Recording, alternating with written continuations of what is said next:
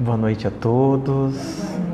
Sejam muito bem-vindos à Casa de Francisco. É sempre com muita alegria mesmo que a gente recebe a todos. E hoje, antes de passar a palavra aí para o meu querido amigo, o meu professor aí, Enzio, para falar um pouquinho a respeito de nós mesmos, né? Quem somos nós? Deixa eu pegar uma passagem, como de costume, para a gente fazer a leitura, para a gente começar a entrar nesse clima de meditação. E a mensagem escolhida aqui está no livro Ceifa de Luz, ditada por Emmanuel, psicografada por Chico Xavier. E eu peguei a mensagem que está lá no capítulo 26, onde Emmanuel intitula Em Nossas Mãos. E ele analisa uma pequena parte de uma oração que eu tenho certeza que todos nós fazemos com frequência, a oração do Pai Nosso. E ele analisa o seguinte versículo aqui, de Mateus 6,10. Venha a nós ao teu reino, seja feita a sua vontade, assim na terra como nos céus. E Emmanuel diz o seguinte: convence-te de que as leis da divina sabedoria não se enganariam. Situando-se na terra, por tempo determinado, com vistas ao próprio burilamento que te cabe realizar, trazes contigo as faculdades que o Senhor te concedeu por instrumentos de trabalho. Encontras-te no lugar certo em que te habilitas a desempenhar os encargos próprios. Tens contigo as criaturas mais adequadas a te impulsionarem no caminho à frente. Passas pelas experiências de que não prescindes para a conquista da sublimação que demandas. Recebe os parentes e afeições de que mais necessitas para resgatar as dívidas do passado ou renovar-te nos impulsos de elevação. Vives na condição certa na qual te compete efetuar as melhores aquisições de espírito. Sofres lutas compatíveis com as tuas necessidades de conhecimento superior. Varas, acontecimentos dos quais não te faz possível a desejada libertação, a fim de que adquiras o autocontrole. Atravessa circunstâncias, por vezes difíceis, de modo a conheceres o sabor da vitória sobre ti mesmo.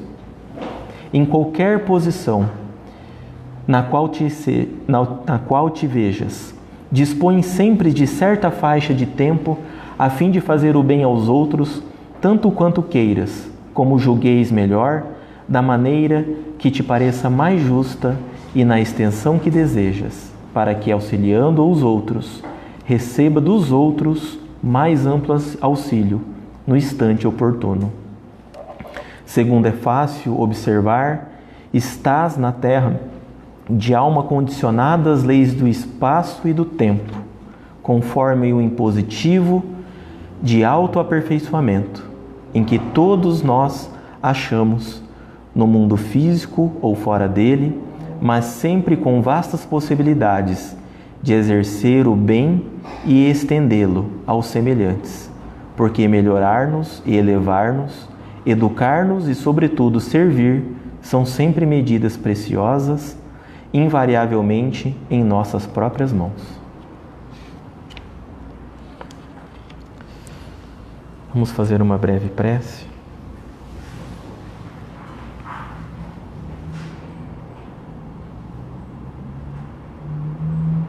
Querido Pai, que seja feita a Tua vontade. Ajuda-nos a ver a Tua vontade bendita de nos elevar, de nos impulsionar. Ajuda a ver que tudo aquilo que passa por nós, no nosso caminho, as bênçãos e dificuldades, são exatamente o que necessitamos. As oportunidades, as dificuldades, as idas dos entes queridos, a chegada de novos amigos. Ajuda-nos, Pai, a ver a beleza da vida, a beleza da oportunidade, para que, enxergando melhor, possamos enxergar a divina beleza que depositou no nosso íntimo.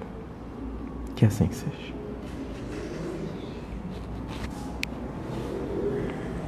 Passo agora a palavra, querido amigo. Obrigado, Enzo.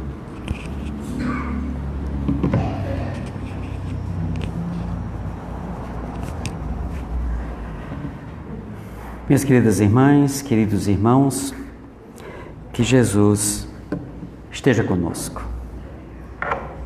O tema que nos foi proposto, curiosamente, na quarta-feira, hoje é quinta, na terça-feira o Lucas mandou mensagem: qual vai ser o tema? Eu digo: você ficou de me dizer. Ele disse: mas já está muito em cima disso. Ele disse: fala sobre conflitos existenciais, você consegue? Eu digo: isso é fácil, é falar do meu dia a dia. Quem de nós não vive conflitos existenciais? E eu pensei, eu disse: bota assim. Eu vou começar pela resposta, pela solução do problema. Se conflitos existenciais são problemas, a solução é se conhecer. Então eu pedi: coloca assim: quem sou eu? Eu e meus conflitos existenciais.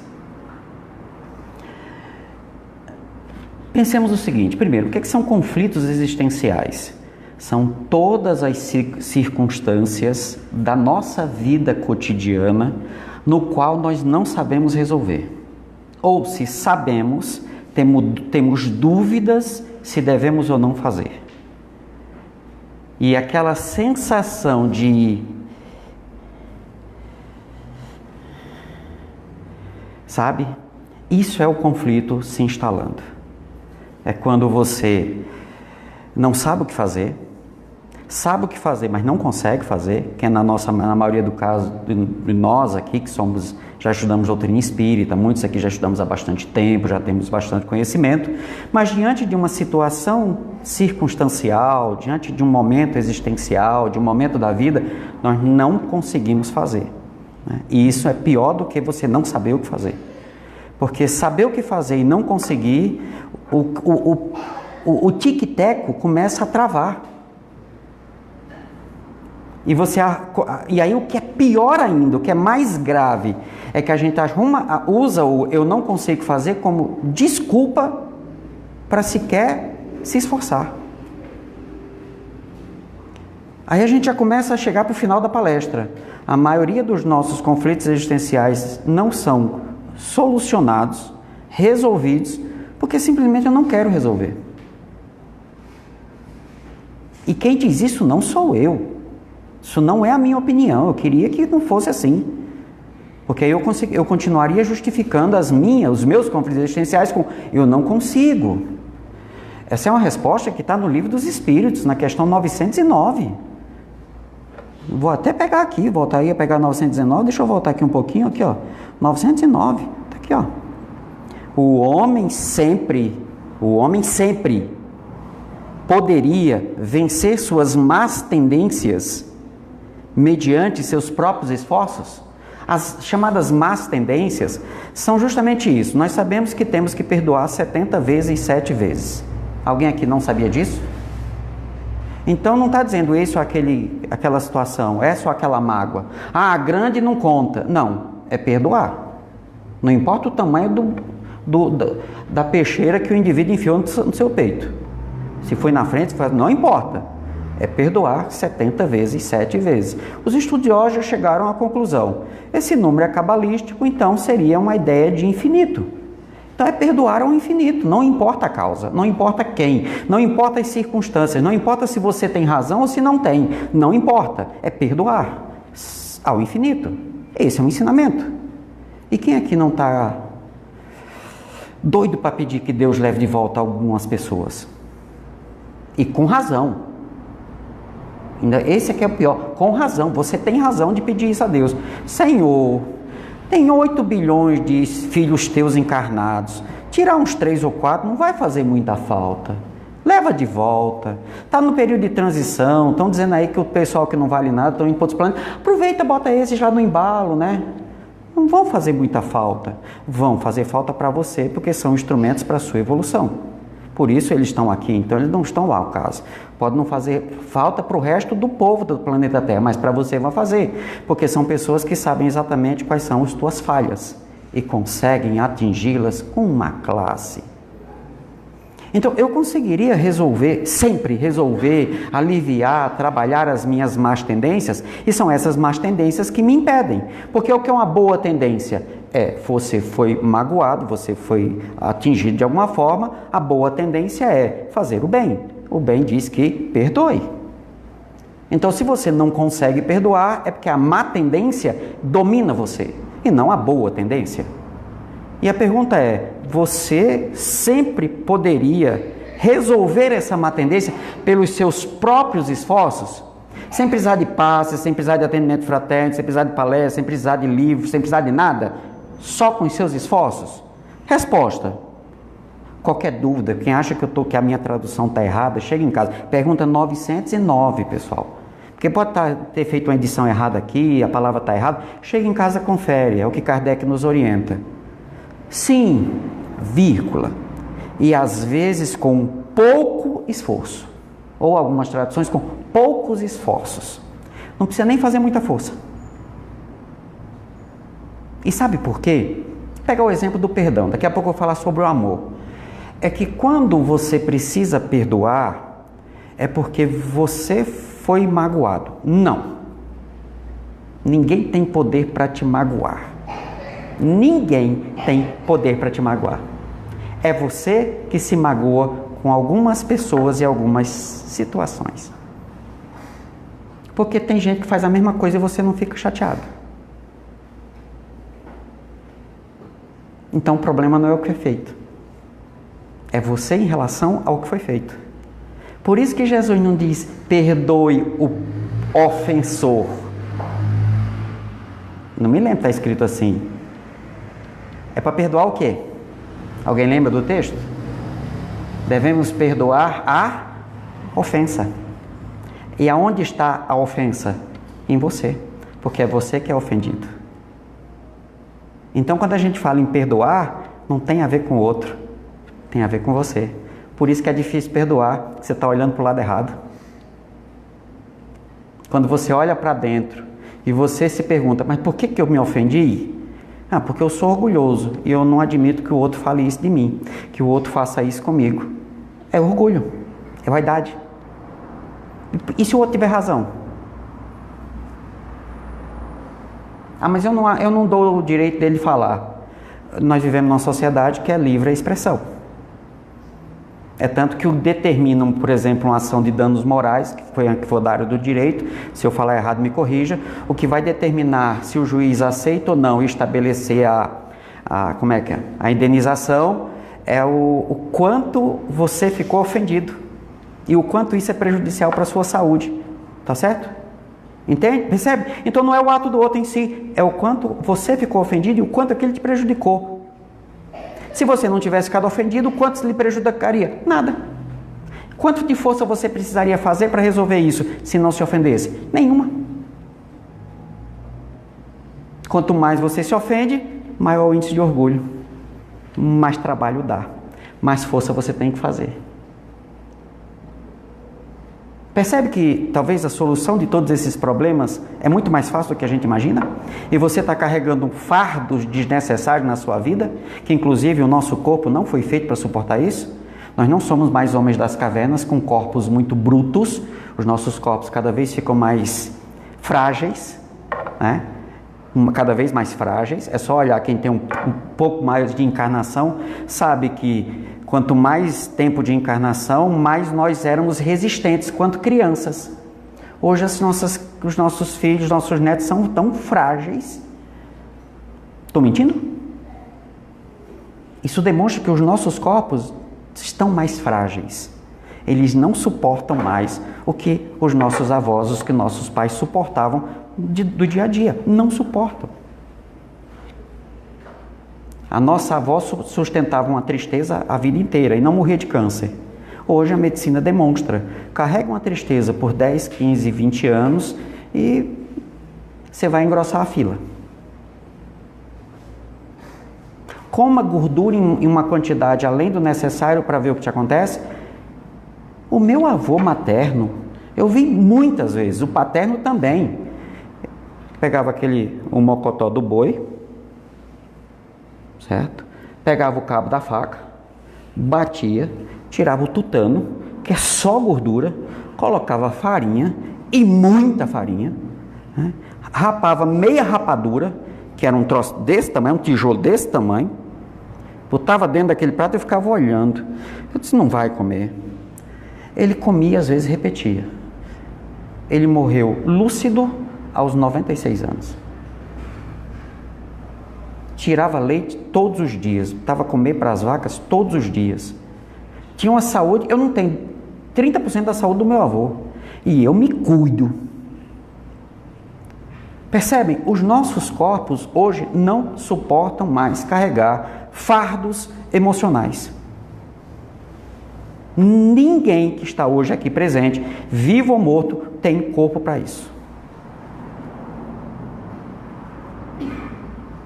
Se acham que o que eu estou falando é bobagem, próxima vez que forem ao médico, relatem seus problemas orgânicos e ele vai perguntar, como é que está a vida? Muito estresse? Vixe, doutor, o senhor não tem ideia. Porque nós não sabemos lidar com os nossos conflitos existenciais. Muito provavelmente, aí teria que conversar com cada um aqui, é justamente porque nós não estamos olhando para onde devemos olhar para resolver os nossos problemas existenciais. E por quê? Porque nós não sabemos quem nós somos. A doutrina espírita, ela trouxe algumas informações fantásticas. Só que nós preferimos não levar em consideração, por mais que estudemos, por mais que procuramos compreender, procuramos entender, memorizamos textos, participamos de grupos de estudo, assistimos palestras e tudo mais, mas as coisas mais simples e mais básicas que a doutrina nos trouxe, nós simplesmente desconsideramos.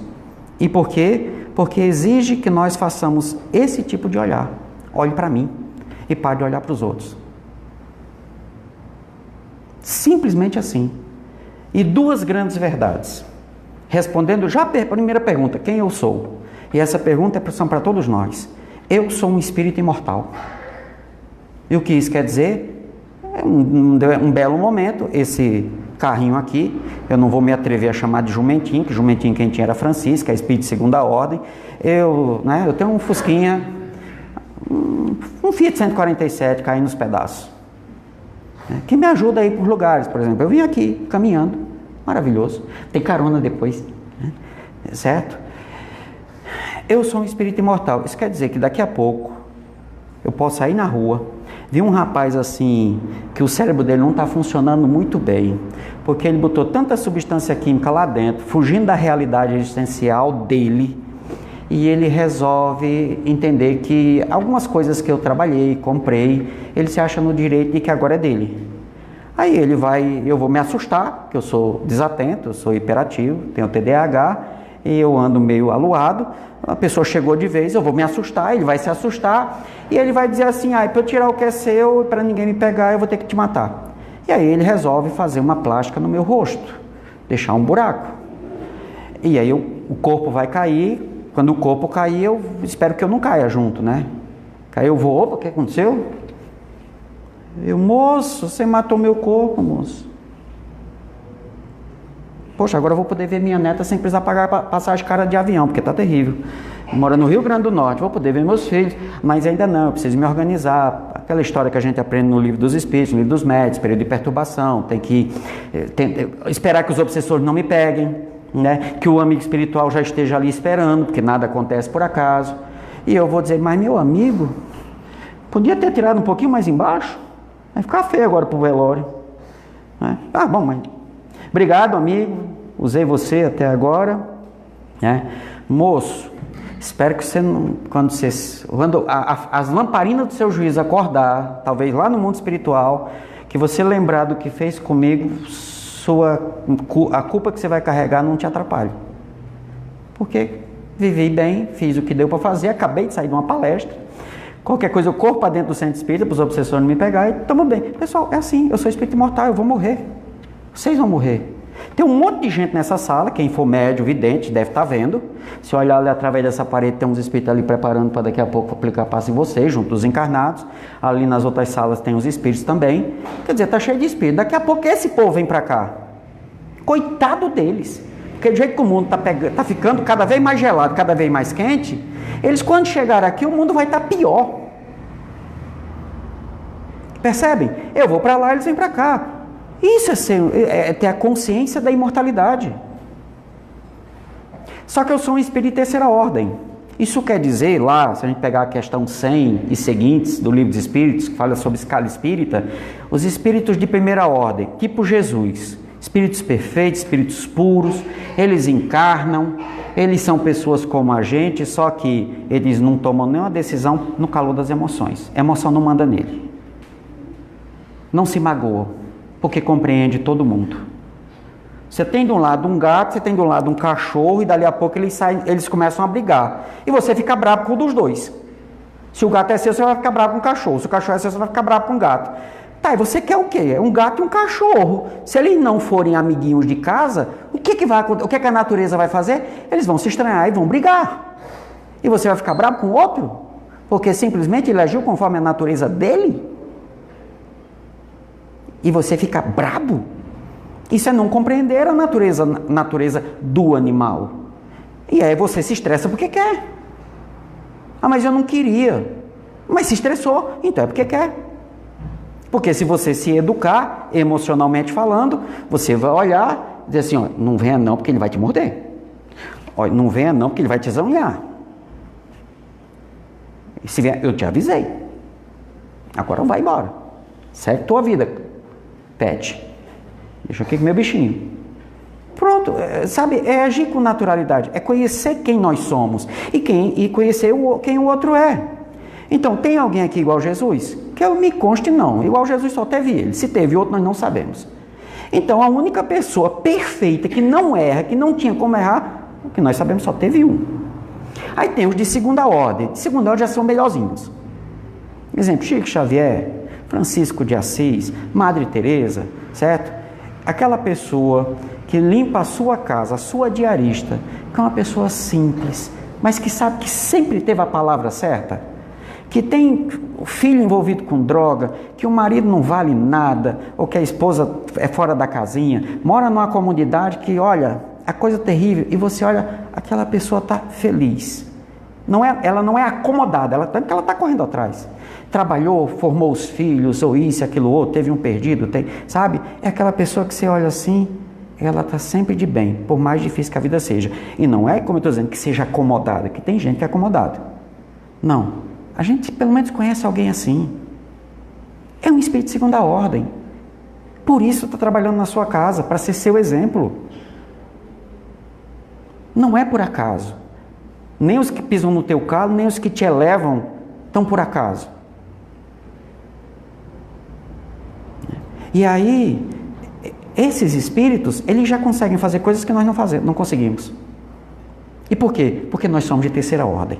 Os de terceira ordem é o geralzão. É aquele que não consegue perdoar, é aquele que arruma desculpa para tudo, que tem culpado para tudo. É aquele que... Quem derramou esse leite? Foi a senhora? Eu estava aqui, quando a senhora chegou aqui, eu vi, tá? Só foi a senhora que derramou esse leite? Quer dizer, e o leite aqui estragando, sujando o piso.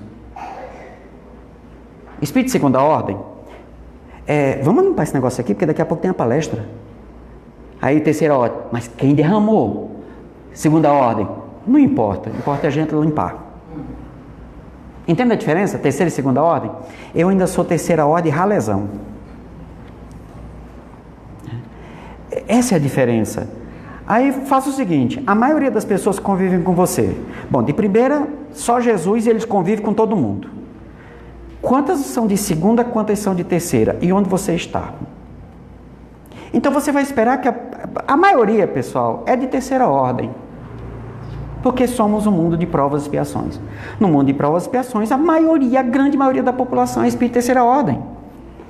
Agora a gente está numa tal de transição planetária, que é justamente a gente sair do mundo de provas e expiações para o mundo de regeneração. O que isso quer dizer? É que vai ter uma transformação na sociedade, em função da transformação dos indivíduos. Tem gente que acha assim, não, porque vem um monte de espírito de segunda ordem para cá e vão tirar os de terceira. Ferrou! Aproveita que talvez essa seja a minha última palestra. Não, não é assim, pessoal. Porque se for tirar os de terceira, quem fica? Não é isso. O pessoal pensou que era assim, porque o pessoal já se achando que era de segunda ordem, né? Não, eu posso ficar, porque eu estou fazendo bem. Pessoal, fazer o bem não significa que você já seja bom. A maioria das pessoas que fazem o bem tem interesse. E sabe como é que a gente sabe?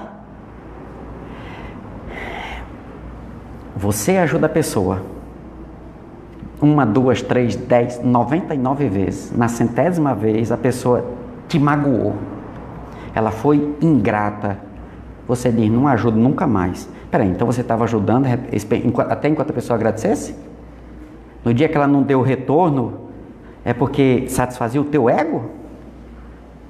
É muito bom ser teu ego massageado, né? Olha, muito obrigado, você é tão bom.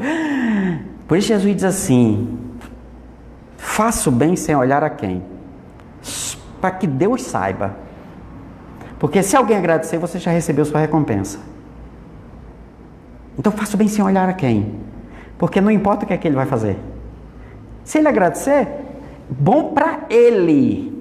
O agradecimento é importante para quem agradece, porque você fez, porque para você fica feliz ajudando. Não importa o resultado. Você ajudou a quem tem fome. Você não ajudou uma pessoa do bem. Entendem a sutileza da coisa? E a gente fica esperando muito o outro. Vocês estão percebendo que até nisso a gente olha para o outro? E eu vou ainda piorar a situação. Calma. E aí quando a gente chega nessa pergunta 919 do Livro dos Espíritos, veja, aquela 909, essa 919 é fácil de memorizar. Aí Kardec pergunta, qual o meio prático? O que é uma coisa prática? Fácil de fazer, correto? Uma coisa prática. Quantas vezes a gente quer fazer as coisas, aí o senhor quer fazer uma coisa, a esposa, que geralmente é mais lúcida, né? Diz assim, mas não faz sentido. Ela está dizendo, isso não é prático. Tem um jeito mais fácil de fazer. Não é assim? Então eu quero perguntar, qual o jeito fácil de ser feito? Mais eficaz. O que é eficaz? Que funciona. Não é assim?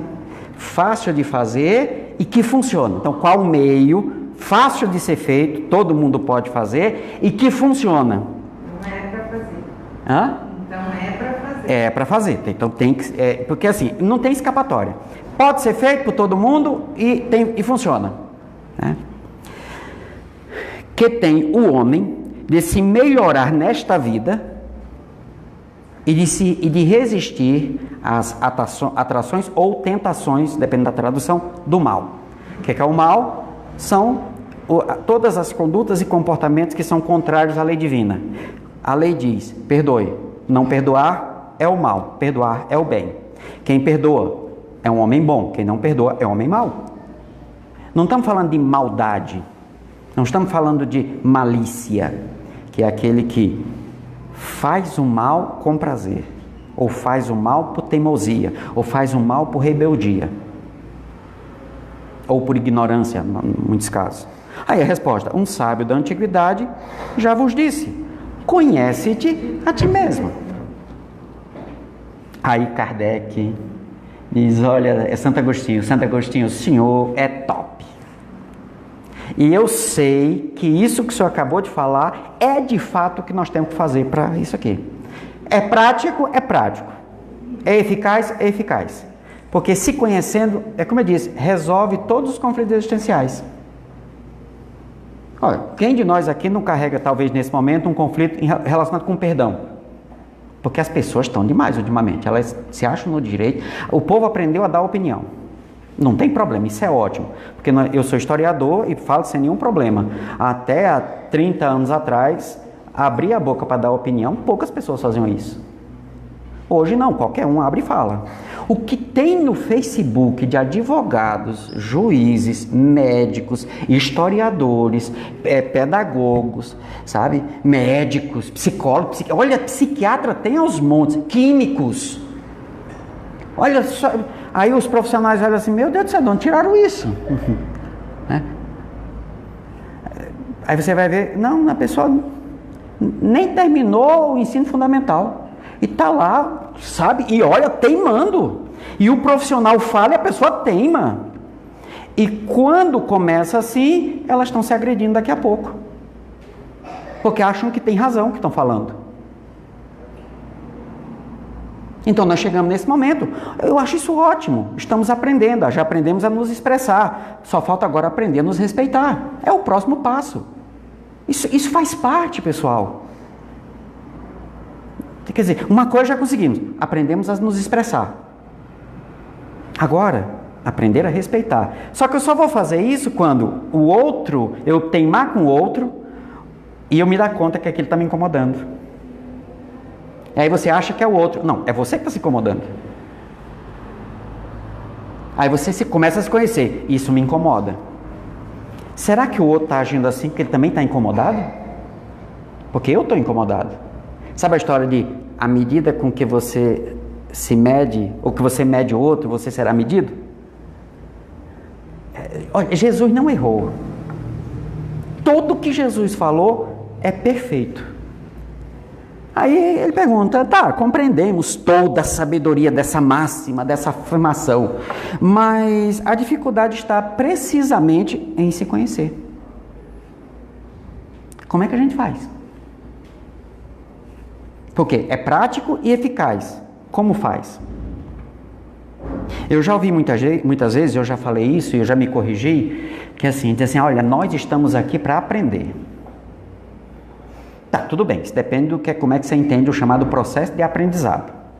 Na maioria de nós aqui, quando fala em aprender, está dizendo estudar. Eu vou para a escola para aprender. Então, quer dizer, sentar, ler. Por exemplo, vocês estão aqui, estão me ouvindo falar, eu estou fazendo leituras. Então, na cabeça da maioria, vocês estão aprendendo com o Enzio, com a palestra. O Léo falou, o Enzio é o professor, tá, tudo bem. Só que no processo neurocognitivo, no cérebro da gente, só há aprendizado quando aquilo vira piloto automático. Quando você nem pensa para fazer. Alguém aqui dirige? Você pensa quando tem que passar marcha? Só numa situação inusitada que você para, peraí, tem que fazer o quê? Porque é inusitado, mas você não pensa. Então você aprendeu a dirigir. Mas você aprendeu na autoescola? Quando é que você disse de você para com você mesmo, eu sei dirigir? Quando você já estava dirigindo e dirigindo bem. Isso quer dizer, pessoal, que nós não estamos mais aqui para aprender. Aí eu volto ao que eu falei antes. Alguém aqui não sabia que tem que perdoar no infinito?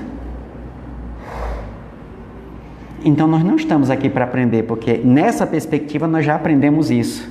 Falta o quê? A próxima etapa, aplicar. Então me desculpa a má notícia. Nós não estamos mais aqui. Nós não estamos aqui para aprender. Nós estamos aqui para aplicar. E aonde é que a gente aplica? No centro espírita? Não. No grupo do WhatsApp da família, na fila do mercado, na fila do caixa, na Avenida Paraná, na Avenida Brasil, na Carlos Gomes, né, na Barão do Cerro Azul, na Vitória, na Cuiabá, na Pernambuco, entre 5 e 7 da noite. Indo para a União Oeste às 8 horas da manhã. Tentando atravessar a 277 no trevo da Portal. Eu nem posso falar outros lugares, porque eu falo isso, porque nós moramos aqui. É ali que nós vamos aplicar perdão. É ali que nós vamos aplicar compreensão. Eu já contei essa história outras vezes. Eu estava indo, agora não me lembro se era para Caminho da Luz, Centro Espírita Caminho da Luz, se era para Fraternidade, antiga Casa da Sopa. Eu ia fazer uma palestra. Qual o tema? Perdão. Vocês lembram quando, no ano passado, criaram aqueles recuos de moto? Aqui em Cascavel? Recuo de moto? E eu lembro que eu estava indo para o centro, a palestra, uma das duas, era 8 horas, né? E era por volta das 6h30, que eu gosto de chegar cedo no centro. Eu cheguei, né? Quando você chegou, eu já estava aqui, né?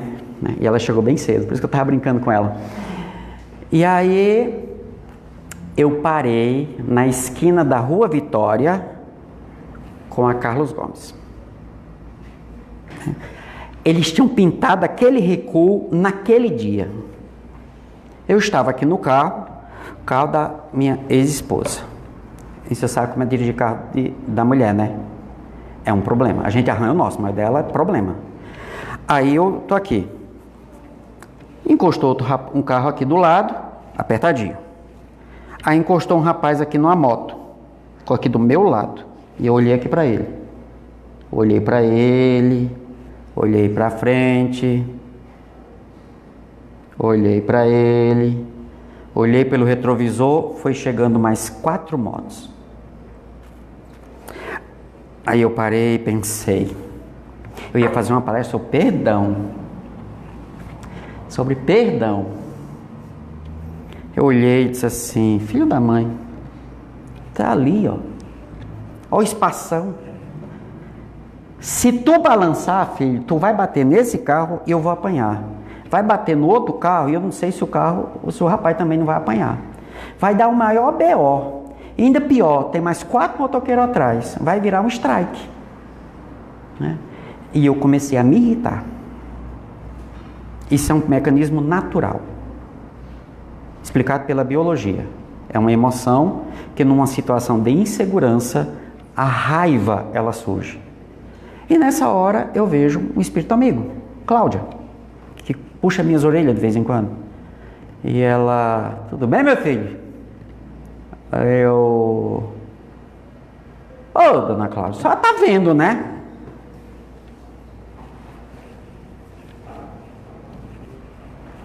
Depois a senhora vai ver o abacaxi que isso aqui pode dar, né? Eu disse: não, tudo bem. Tá irritado, né? Eu disse: tô, né? Ela: tá, meu filho, você pode até ter motivo para estar irritado. O que você não tem é justificativa para ficar.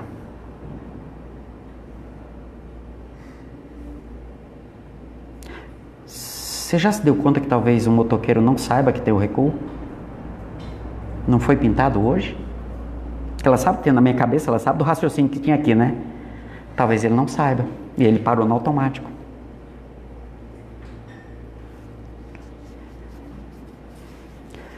Aí disse: a senhora tem razão. E eu estou errado. Não, você não está errado. Você só não precisa se comportar como um animal. Irritar-se é natural. Ficar irritado é escolha. Então, que não chegue... Aí não tem aquela próxima esquina, né? Que aí é a do Barão de Serra Azul, né? Que ao chegar na próxima esquina, a irritação não exista mais. Aí eu: sim, senhora.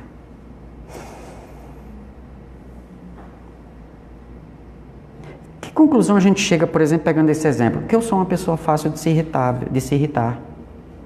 Mesmo eu tendo razão. Mas qual a justificativa para permanecer? Qual a justificativa para eu levar aquilo para o resto do dia, da noite, seja lá o que for? Não tem. Não existe. Mesmo eu com razão. Aí a gente começa a se conhecer.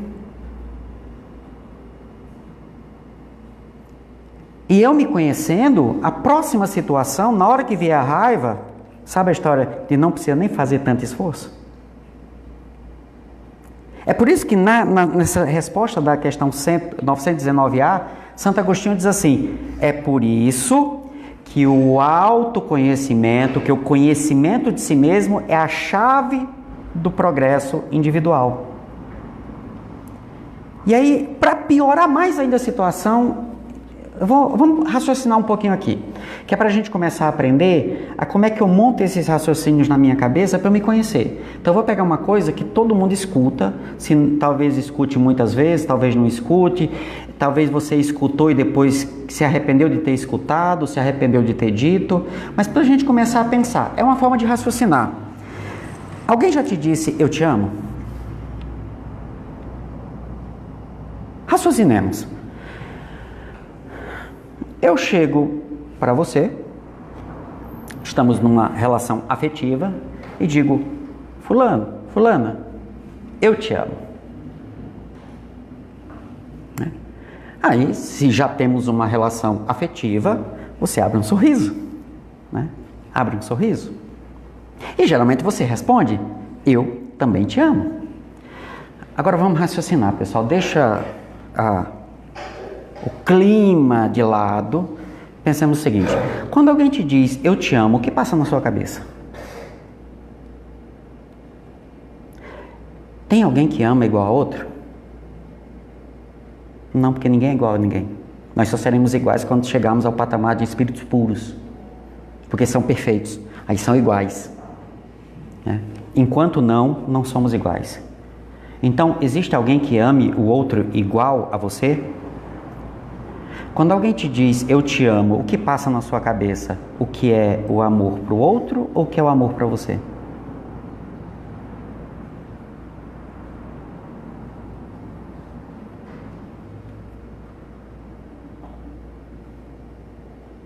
Já parou para pensar nisso? Que talvez quando você escuta alguém te dizer, eu te amo, você está floreando aquela frase com as flores que você tem? E não com as flores que o outro está te oferecendo com a frase? Porque é o outro que está dizendo que te ama. Então o que é te amar para o outro?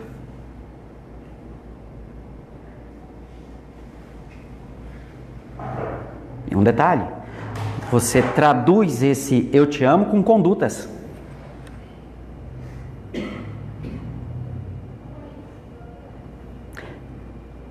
Eu tenho uma namorada.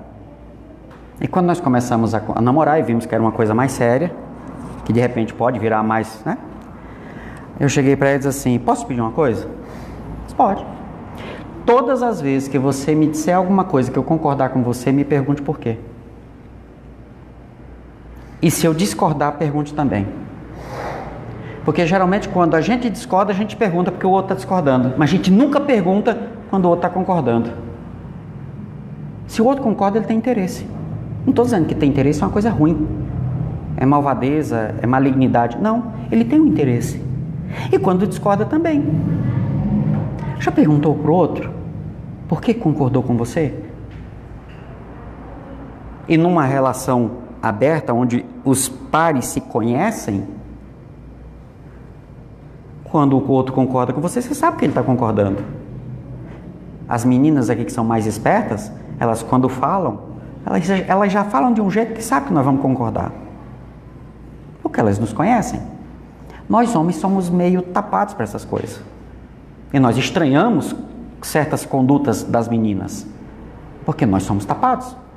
E elas são mais espertas, são mais observadoras. Por isso elas nos ganham. Mas isso é da condição humana. Aí volta ao ponto. Quando alguém te diz, eu te amo, o que de fato essa pessoa está te dizendo? Não é o que tem na sua cabeça, não é a mesma coisa que você quando diz eu te amo. É por isso que depois, quando a ficha Wi-Fi começa a conectar e fala e conduta não começam a encaixar, você começa a achar, pode dizer assim, você não me ama mais. E o outro diz assim, não, eu continuo te amando. Mas você não é mais o mesmo. Tá, mas o meu amor continua o mesmo. E para nós homens isso é muito estranho, né? Quando às vezes a mulher fala, a gente fica meio, né? Como assim? As condutas mudam. Com o tempo, com as necessidades, com muitas coisas fazem as nossas condutas mudarem. Mas o amor, necessariamente, não é conduta. Ele se expressa por condutas. Você acha que uma pessoa que te puxa a tua orelha não te ama quando ela puxa de um jeito que é para você acordar? Tem hora que a gente precisa de um chacoalhão. Tem hora que a gente precisa de um soco no estômago. Porque nós estamos tão aluados que se não for um soco no estômago, nós não acordamos. Então quer dizer que alguém que chega, te dá um chacoalhão, te joga para cima, te joga embaixo, para um lado, para o outro, e diz assim, acorda, ela não te ama? A única pessoa que às vezes teve coragem de fazer isso com você, simplesmente porque ela se comportou de um jeito que você não queria?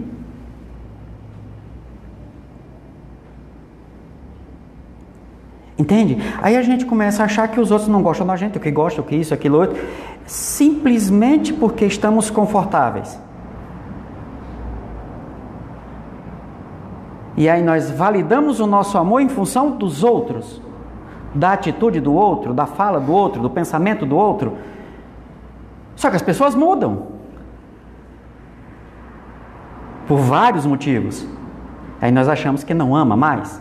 Peraí, mas o que você colocou na sua cabeça como referencial? O que você floreou com a frase eu te amo?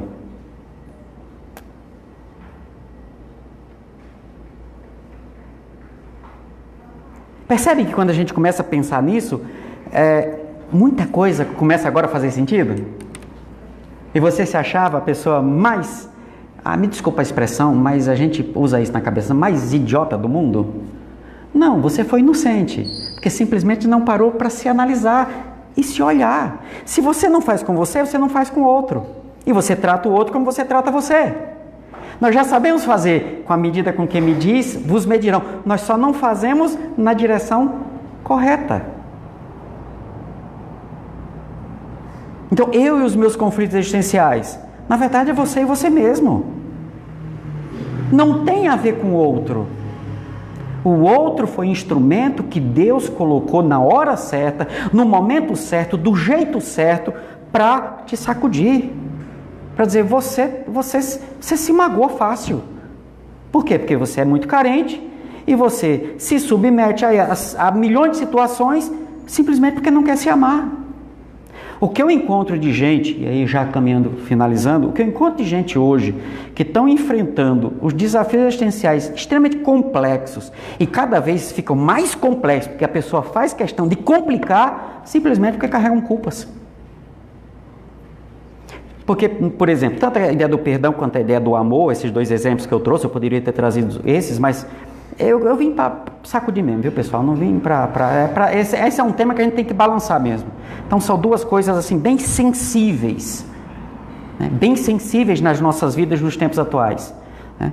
Então, o que eu vejo pessoas hoje carregando o fardo da culpa e se achando que não merecem ser amadas. Porque, por isso, por aqui... tem cada desculpa que não faz o menor sentido se você parar para pensar um pouco. Só que aí você não quer parar para pensar. Aí você prefere arrumar culpados e se culpar. Como você não alcança o outro, aí você projeta a culpa que você joga no outro em si mesmo. Na verdade, está em você. Mas, pessoal, somos espíritos de terceira ordem. Nós somos bobos, nós somos infantis, nós somos carentes. Nós buscamos o amor do outro porque não aprendemos a nos amar. Você chega em casa, você está sozinho, fica insuportável. Não consigo ficar sozinho em casa. Peraí, a única pessoa que tem em casa é você. Você não consegue ficar com você em casa? E por quê? Porque para você é muito chato. Você é difícil, você é complicado, você não sabe isso, você não sabe aquilo. Peraí, olha quanta resposta você já sabe. Eu não sei amar. Pronto, que maravilha, eu não sei amar. Como é que a gente ama? Jesus ensinou. Mas desse jeito eu não quero. Porque eu quero alguém que me paparique, que me deixe eu ser como eu sou. Só que ser como você é, olha como você está.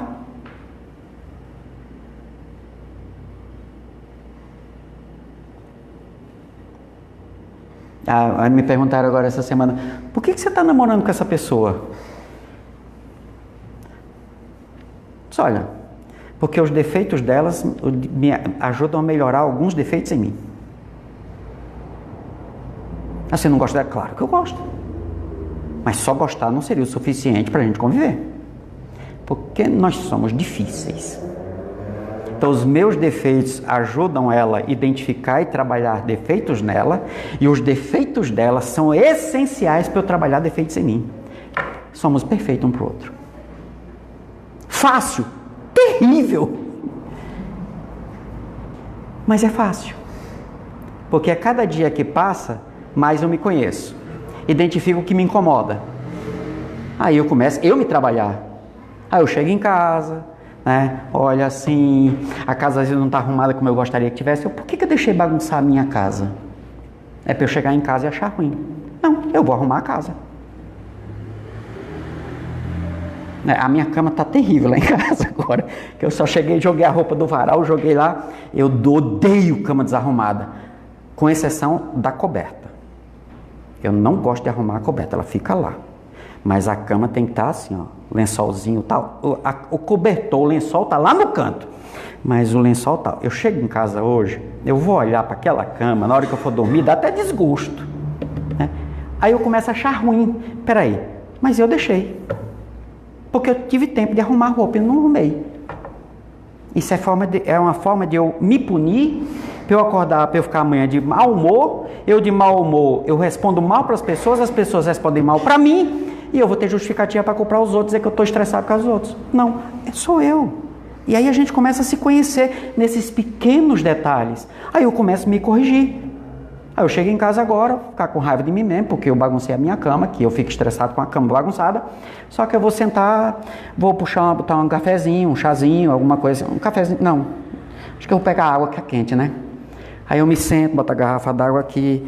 Aí eu, senta aqui. Filho, seguinte, por que você não arrumou a cama quando você teve que arrumar? Você preferiu ligar a TV e ficar olhando baboseira? Ah, ainda foi olhar o Instagram e ficar olhando baboseira. Podia ter arrumado a cama, agora estava tranquilo. Por que naquela hora você não quis arrumar? Por que você protelou fazer uma coisa tão simples só para que eu ficasse estressado agora e amanhã eu não dormisse bem hoje e amanhã acordasse mal? Amigo, você mora aqui comigo. Então eu converso comigo mesmo.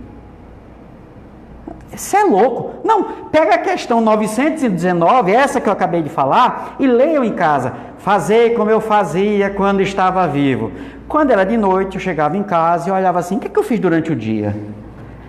Se eu fiz o que era certo, eu dizia assim, poxa, fiz certo, preciso melhorar. Olha, Santo Agostinho, eu fiz certo, mas olha, amanhã faça isso. Isso aqui eu errei, ó, não devia ter feito assim. Tá vendo, ó, Santo Agostinho, você errou. Amanhã vamos tentar corrigir isso. É o que Santo Agostinho disse, não é loucura não. É você conversar com você mesmo, você aprender a se amar. É simples assim. Então, quem sou eu? Eu sou um espírito imortal. Eu sou um ser imortal, que estou encarnado nesse momento e daqui a pouco posso não estar. Vou morrer? Vou. E o que eu vou fazer quando morrer? Continuar existindo, do jeito que eu sou agora. Nem melhor, nem pior. E eu sou, segunda coisa, um espírito de terceira ordem, no esforço de me tornar um espírito de segunda ordem. Aproveitando as experiências que a vida me traz todos os dias, com todas as pessoas, com todas as circunstâncias dessa vida, que são complexas, difíceis e às vezes dá vontade, Senhor, mas o Senhor sabe o que está fazendo. Ponto. Pensemos nisso. E vou dizer uma coisa para vocês. Todos os problemas, eu não tenho nenhum problema em dizer isso. Todos os problemas que você tem na sua vida hoje, eles vão continuar existindo, mas não serão mais problemas. Porque você vai aproveitar cada um deles. Sabe quando você vai cozinhar e olha assim na despensa e diz assim, eita, preciso ir no mercado. Quem que tem? Eu estou com fome. Eita, só tem miojo. Mas sobrou uma carnezinha que eu deixei congelada ali. Aí você vai na despensa embaixo assim, poxa, mas tem uma pimentinha, tem curry, tem páprica picante, tem uns temperinhos aqui. Cara, eu vou fazer um macarrão decente. Você não fica reclamando, mas só tem miojo. Não, mas só tem o tal do miojo. Mas veja a diferença de atitude. Pessoal, é só fazer isso. Não precisa de mais nada que isso. Nós somos, quem nós somos? Nós somos espíritos imortais. Nós, a maioria, espíritos de terceira ordem, se esforçando, não tentando.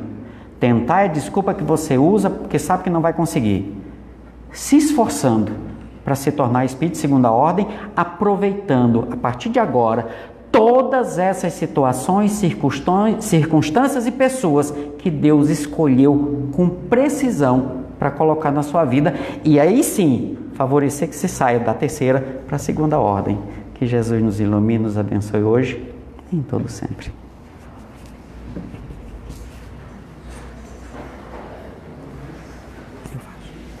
Ah, tá.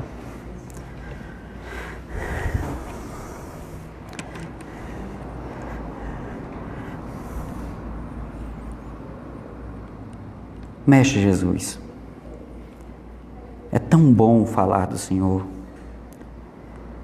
Chamo de mestre, mas ainda não consigo, de fato, ser um discípulo.